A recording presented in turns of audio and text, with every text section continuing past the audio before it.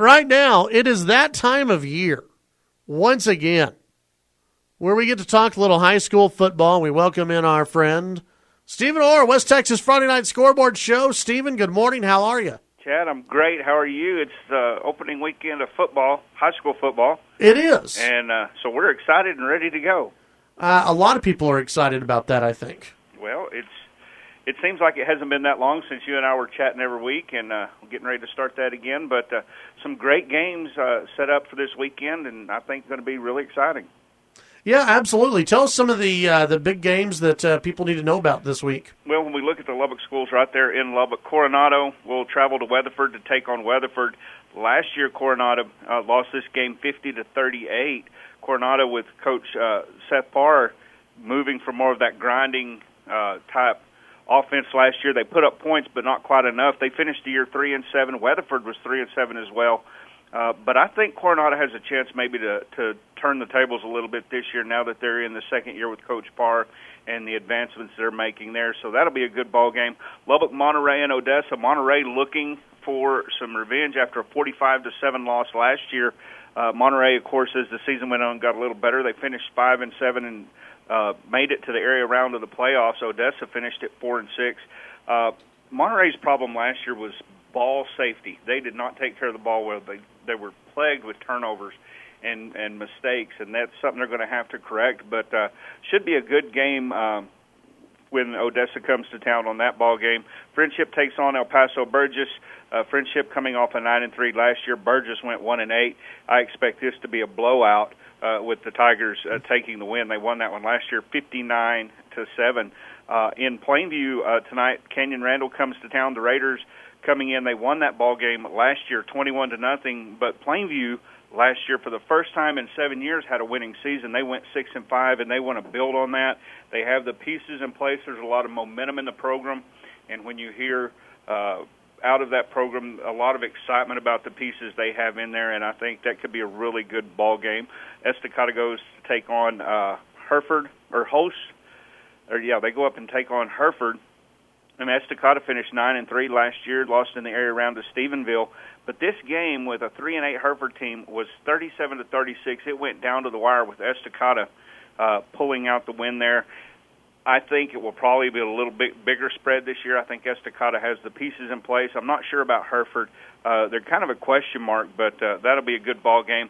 Lubbock, Cooper, and Idalou, these two teams have had some pretty good games in the past. Last year, Cooper won the ball game 43-22.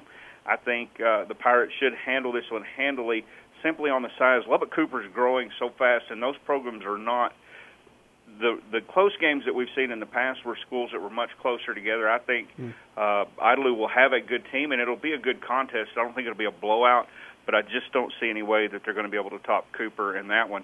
A game that happened last night was the kickoff in the Hub City with the Sweetwater Mustangs coming to town to take on the Lubbock High Westerners, and that was unfortunate. Lubbock High just couldn't get anything going. Sweetwater, coming off a quarterfinal trip to the playoff last year and a 13-1 record, comes in and they pick up where they left off last year, and they beat Lubbock High 56-7. Ouch. So, but again, when you look at Sweetwater, they were undefeated until their quarterfinal game when they lost to Salina. And that was a close ball game as well. So that was a really good Sweetwater team that came to town. Lubbock still trying to get their feet under them, figure out where they're going with their new coach. And I think they'll be better this year. Just a really tough opponent to start off that game. I think a really interesting game is Levelland taking on Muleshoe. Levelland was 5-7 last year. This is another team that when you looked at them on paper and what everybody's expectations of them were early in the year was to be a really good team, and they finished the year at 5-7. No, not shabby. They lost to Muleshoe 48-46, and in the first three games, if I remember correctly, last year, Levelland lost all three of those games by combined 9 points. So there's three more games they could have added to the win column with a couple of the ball bouncing a different way, maybe a few less miscues. So that should be a good game, and Muleshoe looks to be another good team this year. I'm anxious to see what happens between Snyder and Littlefield, playing in Littlefield tonight. Snyder was 2-8 last year. Of course, they come out of one of the toughest 4A districts in the state of Texas. when you go to tangling with the Sweetwaters and the Abilene Wileys and some of those. So, but Littlefield, always a good team. They went to the by-district last year. They won this game 28-0. I expect more scoring out of Snyder this year, but I think Littlefield still comes away with a victory there. You've got Dimmitt taking on New Deal. Dimmitt looking to improve on a 1-9 season last year. New Deal finished 7-4, and it was a rout in this game. Then you've got Friona taking on Olton. Brownfield taking on Fort Stockton. This is an interesting game. The Brownfield Cubs, another team that really started to put some pieces together last year. They had their ups and their downs, but they finished at 6-6, lost in the area round. They lost to Fort Stockton 49-42. I think Fort Stockton's going to kind of reload this year. Brownfield's going to need to bring their A game, but that could be a game that they can win. Shallowater takes the night off. They start their season with a bye. They have to wait till next week to start, and then they'll run straight through. So some coaches like that because if you're on a roll, you don't have that break in momentum. But if you have injuries or anything like that, you kind of want that week later in the year to get healthy, maybe get a breath, and go for that second push. Yeah, absolutely. Stephen Orr, West Texas Friday Night Scoreboard Show. Tell us what one or two games if people are looking to go out tonight and watch some really good high school football. What are the must-watch games that they need to go see? Well, I tell you what, the must-watch game, and I didn't get that far down. In Jayton they have the six-man kickoff classic down there.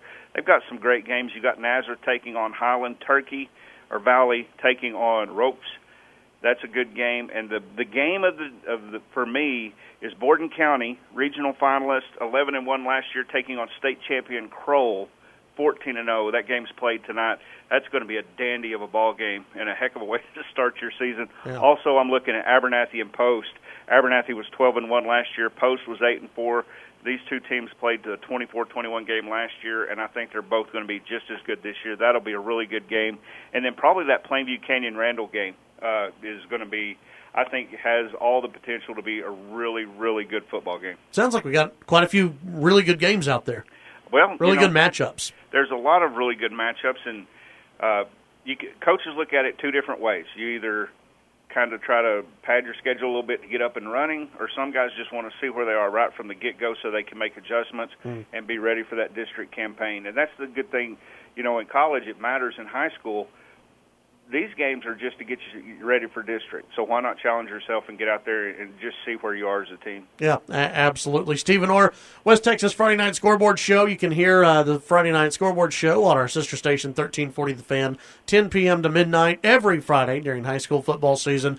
Stephen, we look forward to visiting with you throughout the season. All right, Chad. Thank you very much. Have a good one. You bet. That's Stephen Orr, West Texas Friday Night Scoreboard Show. Always fun to listen to that, and it's high school football season again. Out here in West Texas, a lot of people loving that.